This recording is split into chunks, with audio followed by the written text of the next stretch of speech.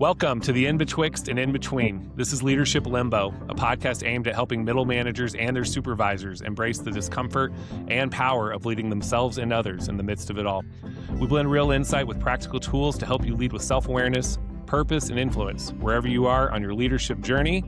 I am John Clark in a bright green top with a dark green background. I'm not sure if I like that right now. Josh, how are you feeling about my color palette here today? What do you think? I think it's really good. I Okay, think it's good. a nice look for you. I think green On the and other blue, side, my affirming and kind co-host, Josh Hugo. Go for it, we man. are really close friends. I've taken John's last name since our last recording. I'm I'm good. I'm excited. I'm talking to a group of asphalt contractors this afternoon at a conference out here in Colorado, and I've got a couple of concrete jokes up my sleeve, literally. Yeah, I went to the meet and greet last night, and I brought up concrete, and Concrete I jokes was versus like the metaphysical jokes, right? correct. Yeah, not Okay, yeah. symbolically concrete, literally, literally concrete. I brought up concrete, and I was about to get punched in the face. They're like, "Don't Yeah. you talk about concrete here?" I was like, "Well, what if I make fun of it here?" They said, "Then you're good." Then So you're okay. I'm ready to go, ready to That's rock. good. Well, I hope you crush some. Oh, ready to rock. Did you get that? Yeah. That was good. I was also trying to think of a pun, but I'm going to give up, so it's fine. And more exciting news, we are thrilled that we have a guest with us today, and I'm going to do our intro and then let her kind of introduce herself. Today, we have Dr. Brandi Chin, a nationally recognized expert in educational leadership with over 16 years of experience transforming schools that serve marginalized communities. She currently serves as a partner of school quality and talent at the Opportunity Trust in St. Louis, Missouri. As founding school director of DSST Middle School at Knoll Campus, Go Bulldogs, she led the school to become the #1 school in Denver, achieving the highest academic growth in the city and second highest in the state. She previously served as a assistant superintendent at Uncommon Schools and has coached hundreds of school leaders nationwide through Relay's National Principals Academy Fellowship and her own consulting practice. The school and network leaders she works with consistently achieve the highest gains in her regions. Her work has been featured in Education Week, Teach Like a Champion 2.0, and Relay Graduate Schools Follow the Leader series. Dr. Chin holds a PhD in education policy from the University of Denver. She's also a graduate of Michigan, which hopefully she doesn't hold against us, our Irish background, but Blue, totally holding it against you. hold it against us, and is an Amazon best-selling author of Hope is Not a Strategy, How Great Leaders Build Real Accountability, which offers leaders a practical way to move from good intentions to consistent action. In addition to her work in education, Dr. Chin is an entrepreneur in real estate, and I'm excited to say that for Josh and I anyway, Brandi is a friend of ours and a former colleague who we worked with. I don't know if that's going to help your brand by being associated with us, Dr. Chin. But we're thrilled to have you. Welcome to the show. How are you doing today? Doing great. Really good. Thanks for having me. Yeah. Anything we missed in that bio, things about you as a leader or elements of who you are that you think is important for us to know that wasn't caught by that marvelous bio that we got to read of I you know there? that was a lot in there. I don't know. I love hiking, the outdoors. I'm a tea snob. So if you need Ooh. any actual like real quality tea recommendations, I'm happy to help with that. What's like the one I always think of when I think of fancy tea? It's like Royobus, or do you know what I'm talking about? What is that? Yep. You like Oolong is another one. oolong? Yeah. Okay, Yeah. that's a good one. So, but I like Nice. all variations of tea. Okay. And I have an appreciation for all of them, and also like where they come from and the culture and the history behind it. Yeah. So Does I the drink tea tea? every day. I don't drink coffee. That's also a weird thing because most Yep. people in the United States drink Remember coffee, that. and Yep. I drink tea. Does the tea need to be stomped on by people's feet for it to be like the highest level? Is that like the level Yeah. of tea It's snobbery we're close. working You're with close. here? You're close, but not. I'd Finally prefer to ground leave the between feet. people's fingers, Yeah, just let's like, leave yeah. the feet out of it. Let's Yeah, leave the feet Yeah, out right. of it. Yeah. On top of her work, Brandy's a wonderful mother, has 2 beautiful daughters who they're big now, right? Like pretty, like you got a car driver, is that right? They Okay. are like in their 20s. Wow, in their And 20s. Oh man, I'm way in their behind. Okay. 20s. Yep. Okay. And then I have a third, Oh, Ariana, who is I'm like semi-empty nest. She is 12. She's in 7th grade. So I'm a middle schooler. Fun times. well, we're thankful to have you here and excited to talk about your book, but talk about your work and really like just have a great conversation about leadership and management, because I think you spend a lot of time thinking about developing managers, especially. So, first Yeah. question we'll start with is the title, Hope is Not a Strategy, is provocative. It's quite provocative. I'm Mhm. kind of a hopey feeling sort of person. So when I saw that, I was like, oh, but I like hope. What are we doing here? But I also know you're a faith-filled person and believe in hope, so I know there's a purpose in that. So, what is it that you have seen about how leaders have employed hope that has been the problem? And in your experience, why do leaders so often lean on hope ineffectively, and what's the cost of that for teams and culture? Yeah, I think hope, to your point, I am a person of faith and hope is important. And I think it's necessary, and it's still yet is not a strategy if you want results and outcomes for kids. So I see it as a prerequisite, and unfortunately I feel like a lot of people lean on it to get results, and then they're disappointed to see when they don't. So what do I mean by that? Like, how do people use hope as a strategy? One way I will say is, I've seen leaders, even recently here in my context, talk about, being anti-racist, right? Like, they have the right rhetoric, they have the heart and the passion for kids, they care about kids of color, kids from marginalized backgrounds. And yet, when you look at their practices, you don't see that amplified, right? You're like, okay, so like, how are you disaggregating your data? And then how do you have actual strategies to support Black students in Yeah. your school? Right. And so Mhm. when you start to drill down and you see like those gaps persisting year and year, it's like, okay, yeah, we can hope and have good feelings and talk about what we want to see, but our actions actually have to match that.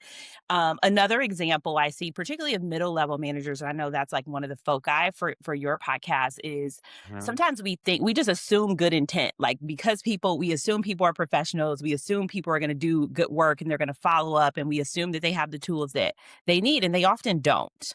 And it's actually our job as leaders to ensure that they do, so we forget to do things like follow up, right? We just assuming that it's going to happen is using hope as a strategy. So it could just be communicating something at the beginning of the school year, and then that's it. We don't hear Yeah. about it again, I love that right? because yeah, not to interrupt, but I love that idea because I think sometimes people have a hard time both for themselves and for others of realizing we're all imperfect, right? Yes, And so yes, we get into this idea of like, well, they'll figure it out, or if I challenge them, then they'll think I don't think they're good enough.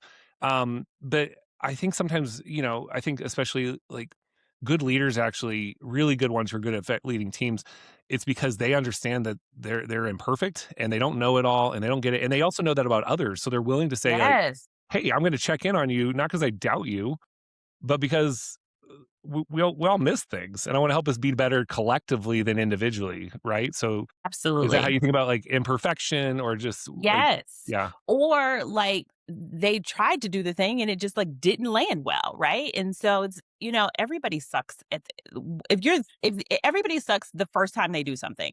So your first year as a leader, you're probably not great. Your first terrible, year as a teacher, probably not great, right? Your first miserable, year yeah, for me, first time playing pickleball, horrible. Like it was like so many balls went into other courts, right? And so like now though, I got a coach to teach me.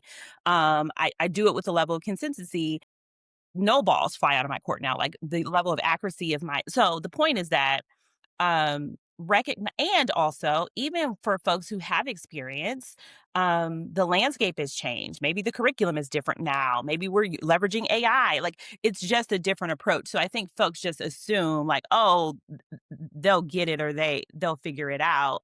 And then when you look at the data later on or the results, they're lackluster, right? And it's like, oh, actually, or it could just be something as simple as like turning in like your intellectual prep documents. And I've had moments where I followed up and it wasn't that they didn't do it, it's just they forgot to upload it to the drive, or they forgot about it completely, and like things got like their intentions weren't malicious. It's just that like they have 50 things going on and they're trying to juggle, it's a new environment, whatever it is. And so hmm that follow-up actually is quite supportive to them and also to the system that you're trying to create, to make better outcomes for students in the classroom every day. So yeah. And I want to talk to you a little bit about your verb framework in a minute, but I think before that, I think in that, to our point of, well, I want to help people be accountable because we're all imperfect. I want to help them. What does it look like as a leader, though, to also show that I am being held accountable, right? Like, how do you do that? Because I think that's actually, I know this is early in the conversation, but I feel like that's an important part, because so much of when people talk about accountability, and you mentioned this in your book, it's about discipline, or it's about making people feel bad, or I'm in trouble. I remember that in your book. Uh, Mhm. and it doesn't have to be. I think the key way to deliver that is great, but I'm also accountable to things, guys, and I'm okay with that. I love being held accountable. How do you do that, and what's that look like for you? Yes. An entire chapter on this. It's about Yeah, like right. the mirror, holding up the mirror to yourself and modeling what this looks like. I think I often find it interesting when a leader is providing coaching and development for their teachers and their staff and even their secondary leaders, but then they don't have a coach. What does that say and communicate? Right. Right. So, like, having a coach, having someone who is teaching you, someone who is giving you feedback, and sharing that with your community to say, hey, even if I've been doing this for X amount of years, I have room to grow. I have a growth mindset and I need feedback to get better, just like you do. Oftentimes you see a disconnect where it's like, oh, I've arrived. Essentially, implicitly, what you're saying when you don't have development for yourself is I've arrived and yet you haven't, right? And you need this. So I think being open about that, being strategic and present about that. Mhm. Oftentimes, my teachers would see my coach giving me real time feedback. You're not the only one who gets it. Kids aren't the only one who get real time feedback. Everyone here does. We're all learning and getting better every day. In terms of, I even ask my team to hold me accountable. So if I set an expectation or say I'm going to follow up or do something, hold me accountable. And I also say, hey, please call me out if I miss the mark. Like, I actually need you to do that for me too, because like this is a partnership and a relationship, and this is how we trust and support each other. And know that I am gonna miss the mark. I am gonna fall down, and like that's okay because I'm committed to getting back up and doing it again. So I think explicitly naming what you're holding yourself accountable to, asking your team to hold you accountable and to call you out, naming when you dropped the ball, and naming what you did to turn it around. I think those moves, although small, I think are really important, um, to building, trust and rapport with your team, and really what it does is helps them to buy in to accountability in and of itself, and it doesn't become a thing that's done to them. It just becomes a part of the culture and who we are, Mhm. and the standard that we've set for ourselves as well as our students. Yeah, I'm gonna ask one more question, Josh, and then I just keep finding these little threads of what Brandy's saying that I love. But to your point, I was reading something a friend of ours and education colleague, Leah Peters, wrote something about closing loops recently. Uh-huh. And part of her framing for that was around coaching. How often do we not tell people, hey, my coach is coaching me on this thing, so I'm working on this thing, so I'm going to practice it or show it to you. Can you give me feedback on it? It's like, it feels like for Yes. many people, I mean, good people make coaching so pervasive and so evident, and just accountability, that it's just, as you said, it's like how we operate versus how I'm going to operate towards you, right? But Mhm, she talks mhm, about it in the way of, when you make it so explicit and you're constantly closing loops around coaching, then everyone just like sees the flow of that, right? So mhm. part of it's, don't hide coaching, don't hide the accountability. It's not, the more that you're saying like that's, yeah, that's a part of how we all operate, and that's good, right? Because I think you're a confident person, Brandy, but what you're most confident in is like your ability to take new ideas, to take feedback, and say, I'm going to do whatever I can to try to execute that and work with others to get it right.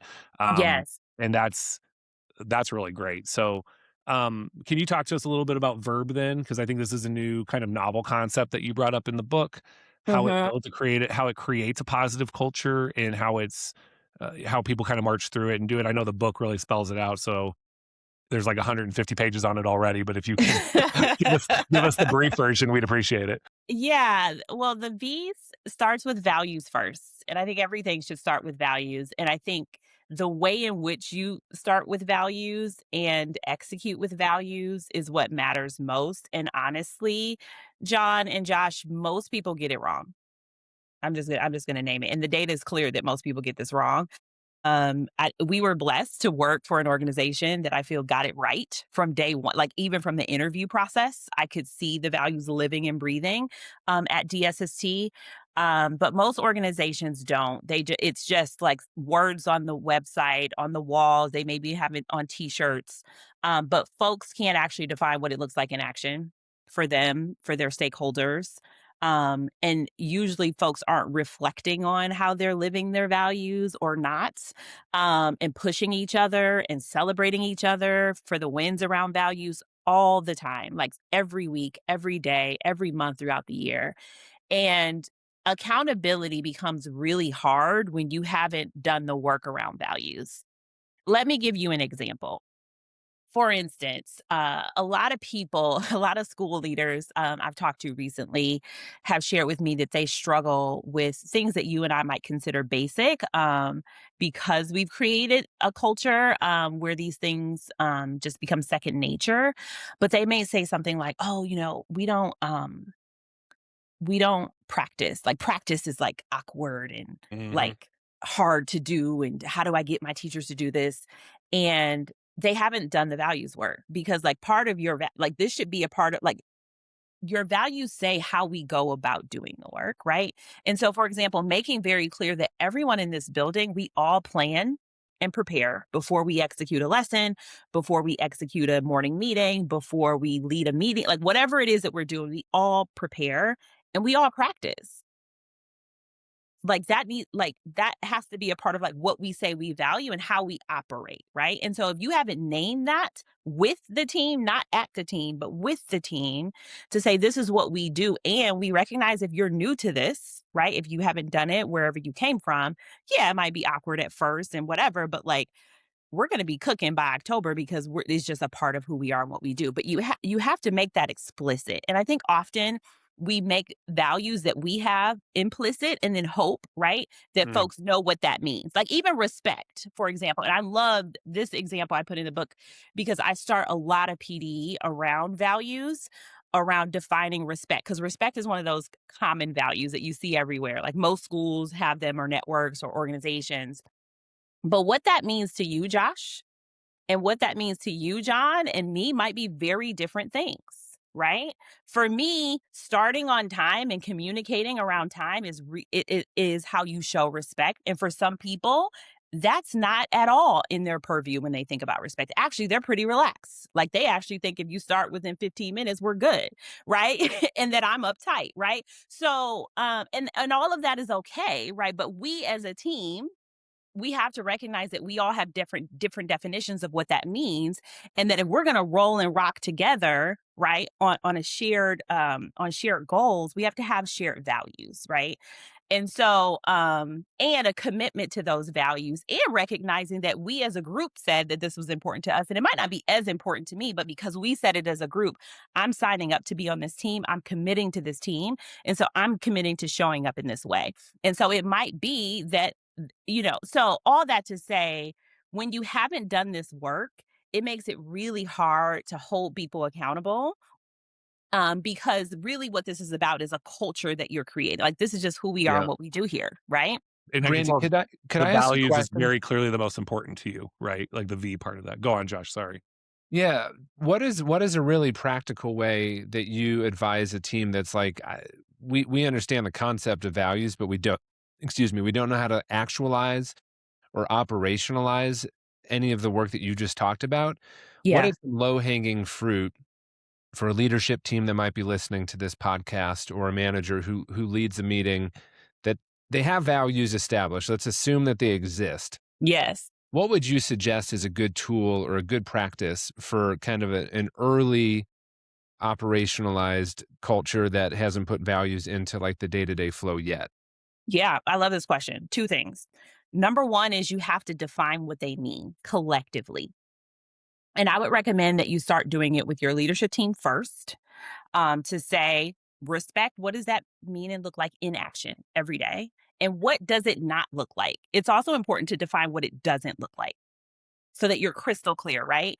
And then once you're clear as a leadership team, then do some sort of reflection and say, how are we doing based on what we think is important for this organization or this school or this network, right? You're going to identify some strengths, right? In terms of the way your team is already showing up, and you're going to identify some gaps for sure.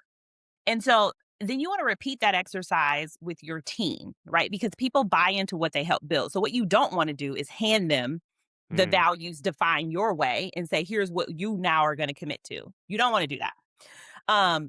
You do want to insert your thoughts and opinions, and you do that by participating in the process.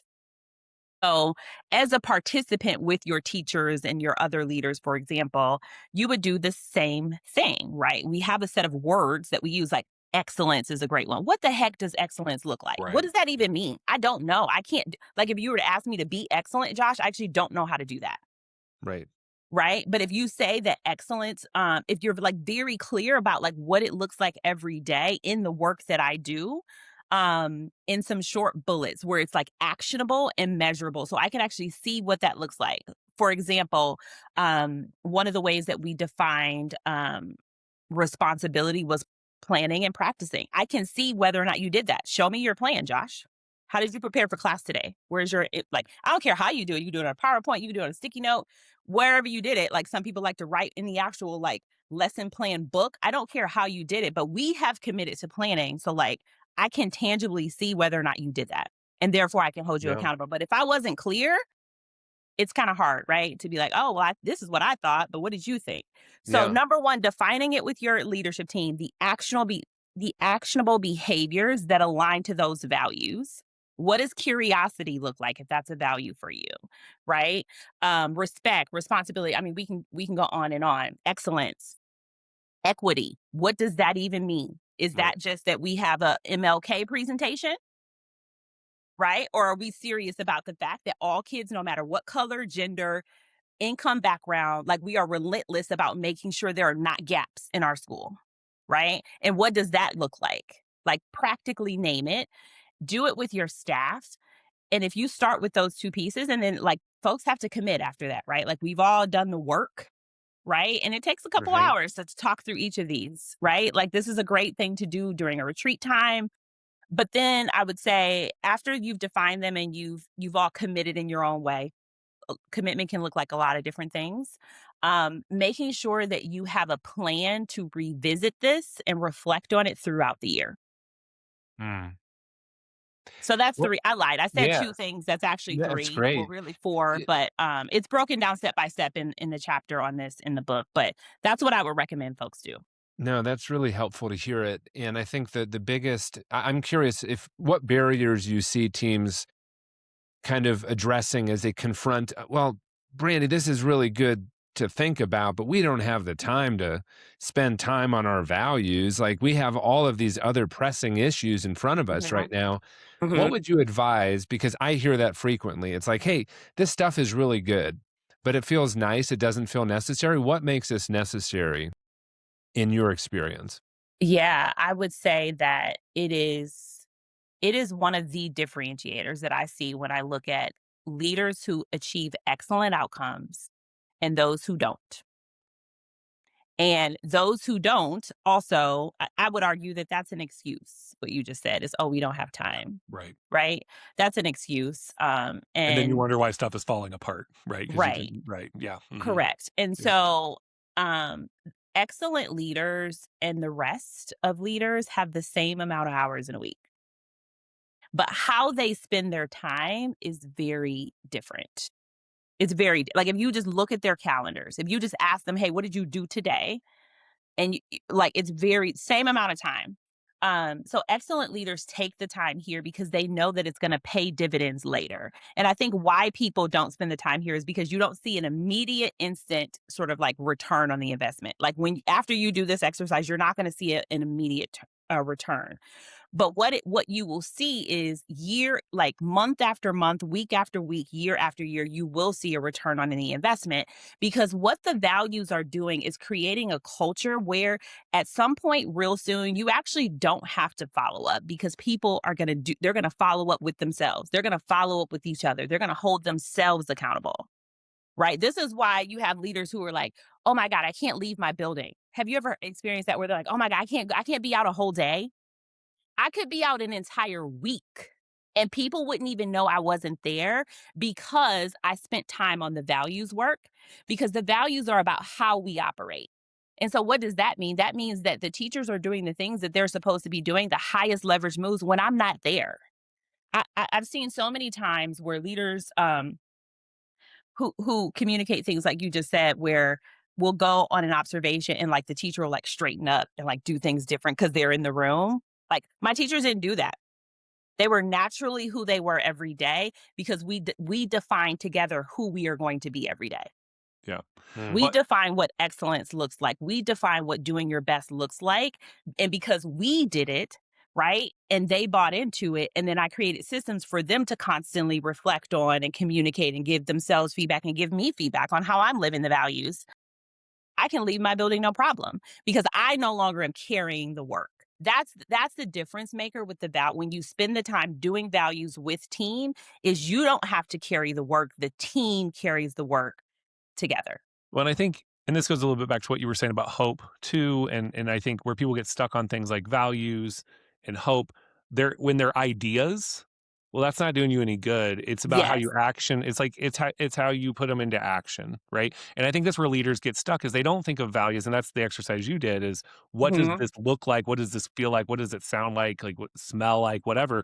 Mhm. We're gonna make these are the actions like that are based in these values or in this idea. And so like, yes, is the idea of it good enough? No, that's why you see organizations fall apart that have these on beautiful posters, but Mhm. they never actualize it, right? Yeah. And So I I think, love John, that's that. a great point. That's an Yeah. excellent point, and it speaks, Josh, to why people don't wanna do it.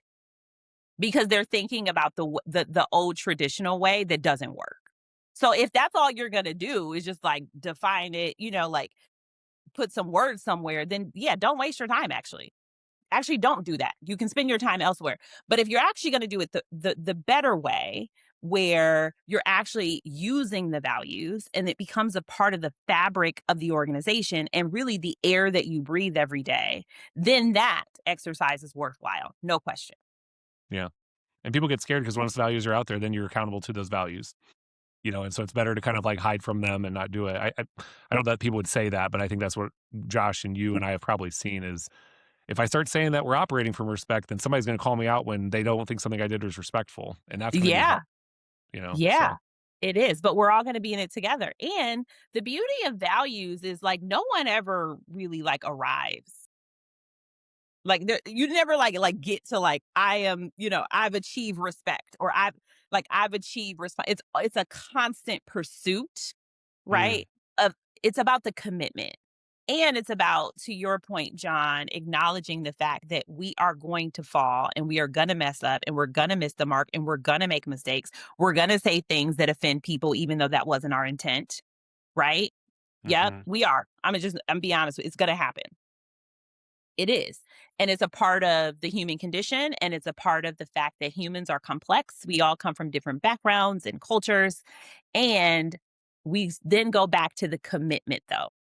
So, yeah, it's hard when somebody calls me out, and I might be pissed for a day or two. And I'm going to go work that out with another person because I committed to it, though. that's And I right. Mm. committed to this team, and I'm committed to that person. Yeah. Um, and that was a lot on the values one. I just want to frame for our audience the rest of this expectations clear, Hmm. real progress, buy-in and ownership, and not to clump those together, but I know there's a few other things we want to talk about, Brandy. Can you talk to us about like kind of those three? We love talking about values for an extended period of time because we think that's where the real Yeah. work is, but how then do these play off of that as well? Yeah. Yeah. Um, yeah, I just led a session last week in Chicago on expectations clear alone. Like, we zoomed in just on that one.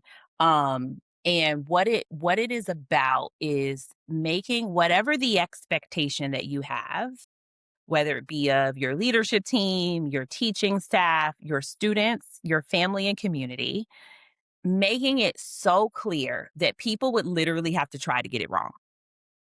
Like, make it so clear. And often we don't make it clear, and we just assume that people know what we mean and what we're talking about as leaders because, like, we've already sort of mastered whatever the expectation is, right? And so we're like, "Oh, Josh, go do it." Or, brand new teacher, we're like, "Hey, you need to, there's too much teacher talk. You need to do turn and talks." Okay. Well, how do you do a turn? Like, it sounds simple, right? Because when you see a Mhm. master teacher do a turn and talk, it looks so simple. It looks so beautiful, right? But then if you give that to someone who's never taught before, or who's new, right? Or who's been doing it the wrong way for 10 years, or an ineffective way for 10 years, right? What exactly does that look like? Like, what should I be doing? What are the steps that I take? And what should students be doing? We often miss what students should be doing, right? Totally. We'll say like clear what to do direct, whatever. But what's the clear what to do direction? How long should it be? Like, how do I send them off? Like, what do I do when they're turning and talking? I see a lot of teachers just stand at the front of the room and wait for the turn and talk to be done. Is that an effective strategy? Why are we turning and talking in the first place? Are we collecting data? Are we like, what is the purpose and the point? So Mm, often we don't get at that level of granularity. And then to say, what does an effective turn and talk look like when students are executing it with excellence?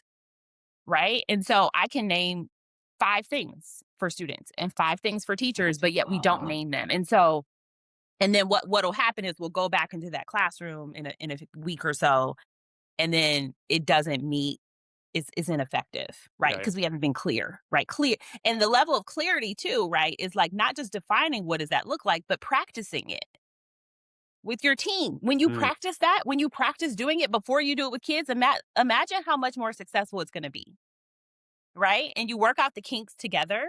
You learn from really good models. Like the way you launch a turn and talk, John, is different. I've actually seen both of you launch turn and talks. They're different. They're both effective. Like, what might I take from Josh's model that I want to steal and incorporate in mine? right. Maybe I want to do a fun celebration at the end to build up like fun and engagement in my classroom. So oftentimes leaders just give a directive or they That's give an right. instruction or they launch an initiative and say, here's what we're going to do. And here's why we have to do it. Go forth and conquer. Yep. And then we get mixed results. Yep. And so what I'm trying to avoid is mixed results. We want consistent results for kids because every kid in that building deserves a chance, they deserve an education, and all of these pieces are required for that to happen. Exactly. And then obviously real progress is the follow-up and the Yeah. support that goes with that. The follow-up and the support that goes with that. We're talking about turn and talks, but there's habits of discussion. There's different rigor moves that you want to do in class. Like these Yeah. things can get really complex. And so what does the follow-up and support look like? And not everybody needs the same thing and being clear about that. And This is communicating what the this is follow-up where is going to be, right? and this So is where that it's you not a gotcha. Yeah, this is where you fix the manager mantra we've all heard. Well, I told them what to do. Why aren't they doing it? Right? Yeah. Like Yeah. I've said that. I've also said that. I haven't just heard it. Mhm. I've said it. So I've done it too. yeah, I've had a whole coaching meeting and like I thought we were clear because we didn't plan it out. We didn't practice it, right? We didn't go in the classroom and work out all the kinks together. I just gave her the action step and it was the right action step. And then I went in her classroom maybe like 2 or 3 days later, and it was not what I had imagined because I was not clear. Thank God I did follow up, right? And then I was able to fix my own mistake and say, "Hey, I'm sorry, I didn't roll. I wasn't clear. Let me be clear." And then we were able to turn things around. But we've all done it as leaders, and it's easy to do when we're not intentional about our time. Things keep popping up, right? Like we have a lot on our plate, so it's easy to fall into the trap of hmm what Josh said or, "Oh, I don't have time." Yeah, Yeah. the accidental nature of it. Brandy, some of our listeners aren't in education. Great. You also work outside of education, right? You Mhm. have we mentioned like you have a real estate practice. Yes. Should I be listening to what you're saying if this is what we've been talking about is like, hey, this is through the lens of schools, but I manage people in software, or I'm a leader Absolutely. in real estate, or I'm a, Mhm. that's cool. Schools are really good at development, but that's not really a Are priority they? at our, well, right. Yeah. Fair The best question, ones right? are. The best ones Yeah. are. The Let me best be ones clear. are. Let me I'm be clear. just The best curious ones are. if I'm a listener Yeah. I have a number of people, people in healthcare, for example, listening to this. Yeah. How would you say this is transferable to an audience that's not just thinking through the paradigm of education? Mhm. Yeah, I had a group of nurses that actually are doing a book study on this book that are managers, of, in the hospital setting, in the medical setting. It's for any accountability is for any leader, right? Every leader has expectations, right? That's our Yeah. job is to like say, here's Should. the expectation, and we want you to meet the expectation, right? Our job is to influence and to hold folks accountable so that we achieve whatever outcome we want. So 100% is for everyone. And one example of let's just lean into expectations clear. that I put in the book that I love because it's something I experienced personally when I was hiring someone to stage one of our properties. So, one of the benefits of staging a property is, and if folks don't know what staging a property means, that means you don't show an empty property, right? You want to make it look like a model home. So, you bring in furniture so people can see what it looks like when they walk in, like, oh my God. And you want the furniture to be amazing so that people can like see and aspire to live here, right? When they go on the patio, they see like the patio furniture, the umbrellas, the whatever. So, and the data shows that when you stage a home, you get more money when you sell it, right? Yeah. And there's a certain percentage. So, as a real estate investor, most real estate investors stage their properties when they're selling them. So, I was selling we had flipped a property and we needed to stage it, and I was getting work. I've worked with two different stagers. So, the second stager that I worked with, she led through all of the Verb Framework. And the expectations clear part was that she was very clear with me about what the expectations were when we talked on the phone. She Mm. was very clear about her pricing model, and she was not the cheapest. In fact, she was more expensive than the other two, and I went with the most expensive person, right? And I was on a tight budget. She was more expensive. She had more rules and regulations than all the other ones. And she was so clear about what the expectation was, what to do, Josh, what not to do. Remember I said that Mm. earlier. Yeah. What not to do, and what is the consequence if you do what is on this not to do list. She told me exactly what the consequence was going to be. Hmm. I knew what it was going to be. And she didn't just do it at the beginning, right? So it was in the contract. We had a conversation. She did several strategic follow ups and reminders like, hey, we're 2 weeks out. Here's what's going to happen. Here's a reminder of those same expectations. Make sure a couple days before, the day of, there was communication. And then after the whole thing was staged, she sent a follow up reminder around how to take care of her furniture, right? And I will use her and only her moving forward. She's not the cheapest, right? And she held me the most accountable out of all of them. And I took care of her furniture in a way that I didn't for the other stagers. Like I was on it. I was like, hey, calling my husband, hey, let all these contractors know, do not touch. We look, y'all need to get y'all touch ups done. You need to be finished by. She actually made my project better because I had to make sure I was on time, meeting the deadlines so that the furniture was not in there. We're still drywall, touch up here, paint. No, we're not doing, let's get it all done. So she actually made me better by her accountability systems, right? And so Hmm. I think people think that we often think the opposite, that leaders who will hold you accountable and hold that high bar and don't move, those are the leaders who actually have the best staff retention. Folks aren't leaving those environments. And we think the opposite, right? Like, oh, if we walk on eggshells, or we don't want to ruffle feathers. She didn't care anything about my feather. She knew she was good. She knew she was good. She had a great product. She knew the result that I was going to get. And she was just so clear. She was so clear that I would have had to try to get it wrong. There was Hmm. no excuse for me not to meet the expectation. And I 100% every staging that I've done since, I've used her. Well, and you knew through that she was accountable to you as well. Like if she's going to put this Yes. much energy into making sure She I'm was going going to to be want to there on understand. time. Yep. She wasn't going to, right? Like if something was messed up, she was going to fix it right away, right? Because of the standard that she held for me, she held that same standard for herself. Accountability and trust are kind of bubbling up as you're talking about the situation, like her ability to almost hold you as the buyer accountable to what she needed you to do helped you to build a sense of trust with that person. And I feel like my own experience would suggest the same, is that leaders who are consistent in holding people to the expectations actually are building trust as opposed to ruffling feathers. Yes. And here's another example, right? When people like when you walk into classrooms and teachers like flinch or they like change their behavior because somebody's in the room, it's because you haven't made the expectation clear that you're always going to be in there. When they know and the kids know, they don't care. Like it should be to the point where they don't even look at you anymore. They're like, whatever, here's Dr. Chin again with her radio and her laptop, like so this is where the sort of people don't want to feel like it's a gotcha, right? And that's when they don't know what to expect.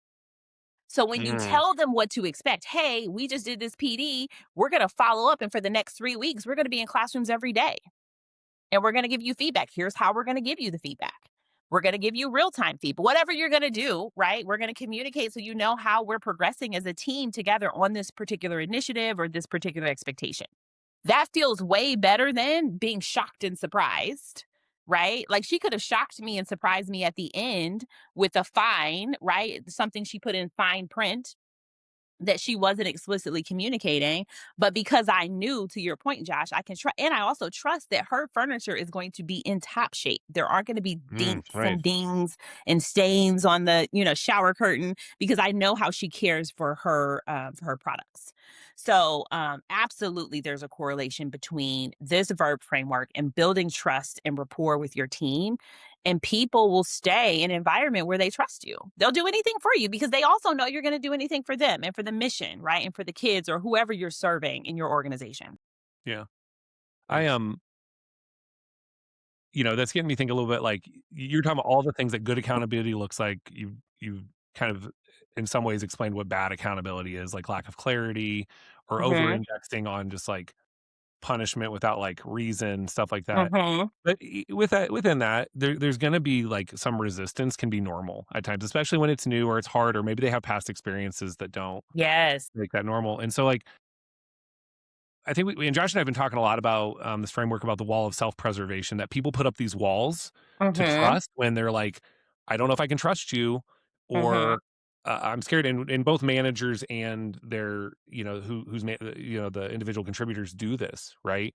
And so, I think we want to ask you a little about like when people push back against accountability, what do you think is what do you think is typically the reason for that resistance? Like what is the wall of self-preservation that people are often putting up in that circumstances? And how do you as a leader help them to put that down without it just being like, I'm going to double down on like you better do this or else, right? Because I think you talk about this in the book. You talk about accountability in a very firm way, but it's not but what in reading the book, it's also like it's not just about having the loudest voice or the most stern approach. It's about consistency, follow up, purpose, things like that. So, how do you, when you see those, why do you think people put those up? How do you bring them down as a good manager of folks? Yeah. Um I think people put them up because like nobody wants to fail, right? No, like who's waking up like, "Hey, I woke up today, got dressed so I can go fail and not do a good job." Like nobody wants that, right? And then to be then called out for that is very uncomfortable, right? It can elicit, feelings of shame, embarrassment, um, or that can turn into anger or how dare you, type of thing. Or did you see so and so down the street doing the same thing, where we then blame others to like take the focus off of us. And a lot of it though stems from not being clear about what the expectation means, and then also not being clear about what success looks like, right? Because when you're so clear about what success looks like with each other, and they know, and they've also committed to these values, right? These operating principles and these behaviors, they know what the expectation is. And so, John, when somebody isn't meeting the expectation, I actually don't even tell them. I have them tell me. They're doing you tell me, hey, we said we were going to do this. Hey, what's going on? Like, hey, do you need more support? Like, how can I support you better? Right. And then if I give you that support, which I'm going to, because I'm going to hold myself accountable, and then we're still not meeting the mark, you tell me what's going on. Right. People will much rather, it's a lot easier to have an accountability conversation when people name their own gaps. They know what they Right. are. And you know That's how right. they know what they are? Because you were so clear. And so the way that you mitigate that from being as challenging as it typically is by leaning into the V and the E, right? Making it clear, because it's just Mm, really hard to not, like, what else are they going to say? Like, you tell me, remind me what the expectation is, and hey, what's going on? I notice you're struggling. Tell me what's going on. Versus, hey, I wanted you to do this and you didn't do that. Right now, it's me coming at them versus us having a conversation. And even with all of that, is it going to be comfortable? No. But if you got into leadership for comfort, then you probably should pick a different field. Right. There's That's lots of options of things to do, right? You could sell ice cream. Like Yeah. people love ice cream. Like most people across any culture love ice cream. You could do that. But like that's not what our job is as leaders. And so yeah, it's going to be uncomfortable sometimes and we have to be courageous. I've had conversations where I've had to let people go. Nothing comfortable about it, right? And but it makes it easier, right, to do when you've done these pieces. And also when you genuinely care about the people that you serve, and that's what leadership is to me, is serving others. Even if they're not a fit for that particular role, it could be that, I've had some teachers who were not great in a particular grade level, like at all. Like, you got to go. We got to find this is not working in eighth grade, but put them in sixth grade, magic, right? So it's also our job to be thinking about to deeply know your team enough to know what are their strengths, right? And what are their growth areas, and making sure that you're positioning them to it could be that they're just in the wrong bus altogether, because again, if you're in this for comfort, you're in the wrong bus. Get off the leadership bus. And when they're on the bus, are they in the right seat? mm, Right? Because it could be that there's a mismatch. And like that's also our job too, right? So it's not just about like you didn't meet the expectation, fire the person. It's about how do you support them to everybody has gifts. Everybody has gifts. You got to know what those are and help them to be able to lead with those gifts and to live them out. Because if they're not, they're miserable. Why keep somebody in a role or in a seat when if they're not doing a good job, they're not happy, and you're certainly not doing right by your constituents, your students, yeah. right?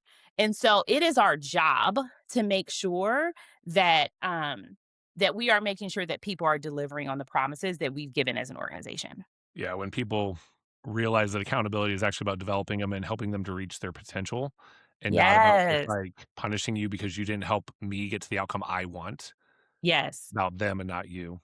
Yeah. Josh, I'm gonna give you last question before we ask the last question that we always ask. Yeah. Yeah. I mean, is there a question that you wish we had asked that we didn't ask you yet, or something that's just on top of mind that you wanted to share as we kind of wrap up this conversation, Brandy?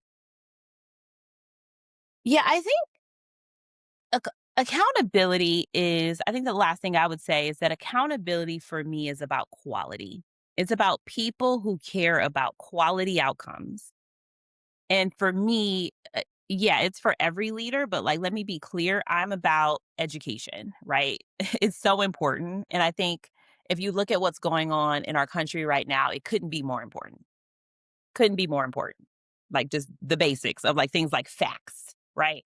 So you fundamentally cannot get quality outcomes. And I think every education leader wants quality outcomes for their kids and their families. You simply can't have it if you don't have consistency.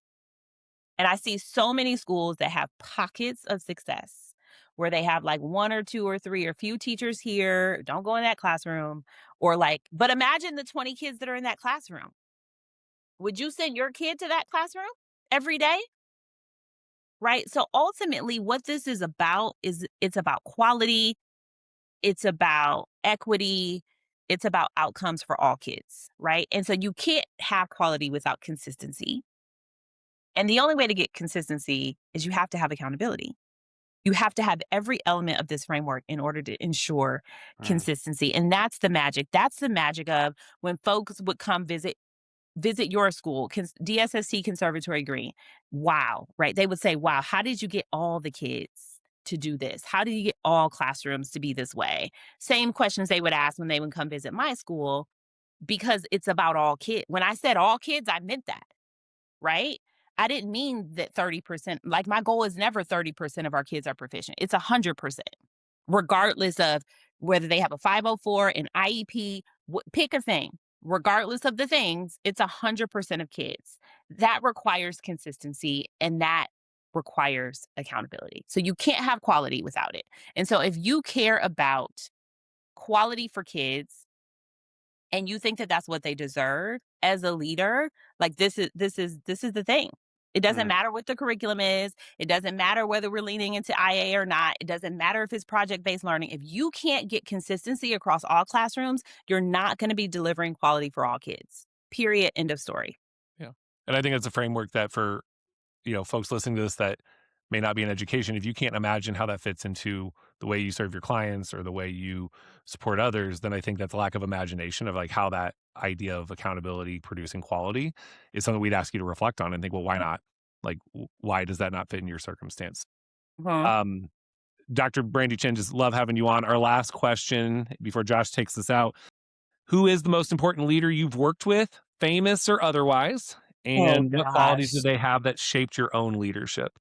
You can say me Oh, if you want. I get it. Like, It has to be one of us. It just the only parameters, it has to be one of us, and preferably both. Otherwise, all it's right, going to fine. be an It should be awkward somebody not debrief. us. Yeah. I will say I've learned a great deal about both of you. No, seriously, I have learned a great deal about leadership from both of you during my time working alongside each. Yeah, that's a hard question, but I will say that the person that comes top of mind for me is Bill Kurtz.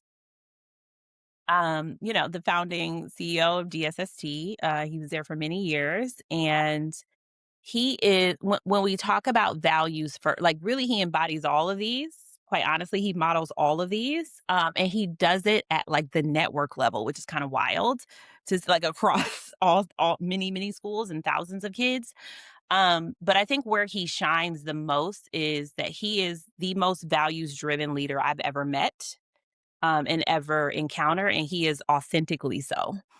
And he has challenged me over the years to constantly go back to my values and who I am as a leader and who I'm not and what I stand for and what I don't. Um, and everything anchors on that. So I think if I had to pick someone who is living, it certainly would be Bill Kurtz. I go back to his he sometimes is I'm very practical leader. I don't like theory, sure, yeah, but like how do we do the theory, right? So sometimes he can be like in the clouds a little bit with like like if you follow his writing, it takes me a minute to be like, okay, Bill, how do I actually do this though? And he's like, actually, Brady, that's not the point. Like, actually, the point is for you to reflect or whatever, right? And Mhm. and so I've been leaning into like he challenges me in that way, and I think he's also mission driven in a way that I don't often see. So he's a humble leader, and he also is he follows through on what he says. Like he said some things to me like years ago, and I remember when he said it, and I was like, "We'll see if we'll see if that rings true. We'll see if you do that when I no longer work at DSST." He's been consistent year after year. Like he made a commitment to me. I don't even know how many 7, 8 years ago, and to this day he keeps his commitment. He's a man of his word, and so for those reasons, it's Bill Kurtz for me. Thank you. Yeah, shout out to Bill Kurtz. We all have, I think, a lot of good experience working under his leadership. Well, thank you so much again, Dr. Brandi Chin on our podcast, Leadership Limbo, this week. We encourage you to check out her new book, Hope is Not a Strategy, found on Amazon. Also, her website, which is very easy, brandichin.com, Brandi with an I. And until next time, this has been Leadership Limbo, where we make space for the tension and tools for the journey. See you in the in-between.